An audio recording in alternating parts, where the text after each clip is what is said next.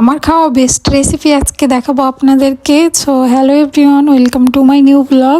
I think এই রেসিপিটা যারা শুটকি লাভার রয়েছে তারা অনেক বেশি পছন্দ করবে। এখানে চাপা শুটকিটাকে হালকাভাবে ভেজে নিয়ে তাতে পরিমাণ মতো লবণ, হলুদ এবং প্রয়োজনীয় মশলা সবকিছু দিয়ে একটা পেস্ট তৈরি করে নিয়েছিলাম আমরা শিলপাটায়। এখানে আমার আম্মু অনেক পরিমাণে শুকনা মরিচ ইউজ করেছিল। ঝালটা আপনারা আপনাদের পরিমাণ মতো দিয়ে নেবেন এবং রসুনের কোয়া দিলে অনেক বেশি টেস্ট লাগে। আমরা দিয়েছিলাম এবং সবগুলোর ভিডিও নিতে পারিনি, অল্প অল্প ভিডিও ছিল, সেটাই অ্যাড করে দিলাম। গরম পানিতে লাউ পাতাগুলোকে 1-2 মিনিটের মতো ভাপিয়ে নেওয়া হয়েছিল। তারপরে এই পুরটা মাঝখানে দিয়ে খুব সুন্দরভাবে ফোল্ড করা হয়েছে। আপনারা আমার ভিডিওটি ফলো করলে দেখতে পারবেন কিভাবে করা হয়েছিল। তারপর সরিষার তেল গরম করে তাতে এপিট ওপিট সুন্দরভাবে প্রায় 5 মিনিটের মতো ভেজে নিয়েছিলাম। আর এই তো ব্যাস রেডি আমাদের খুব সুন্দর এবং লোভনীয় নরসিংদীর ঐতিহ্যবাহী লাউ পাতার যে বড়াটা হয় চাপা শুটকি, সেটাই রেডি করলাম আমরা আজকে। ট্রাস্ট মি, এটা গরম ভাতের সাথে খাইতে অনেক বেশি মজার ছিল। চাইলে আপনারাও ট্রাই করতে পারেন। তো আজকে আমার ভিডিওটি এই পর্যন্তই। সবাই ভালো থাকবেন। আল্লাহ হাফেজ।